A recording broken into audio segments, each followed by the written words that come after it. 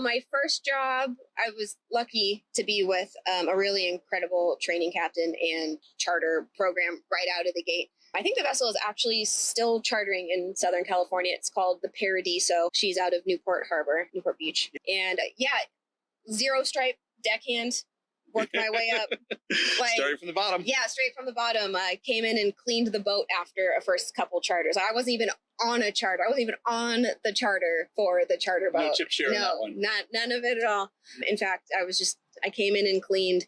But honestly, I think it was a really fantastic way to get to know the vessel. And I didn't know it at the time. I'm sure Bob did, because he's a fantastic captain and person in general, and a fantastic teacher and mentor. Not everybody is born to be a teacher and a mentor. I was very lucky to have Bob, because he's not dead. He's still alive and doing great. Stay with us, Bob. We still need you. Yeah, please. I still call Bob when I have moments of panic, even as a captain under my own license. It's still nice to have those contacts and make those calls. No, this is... But yeah, so I came and cleaned the boat, and that was a great way to get to know it.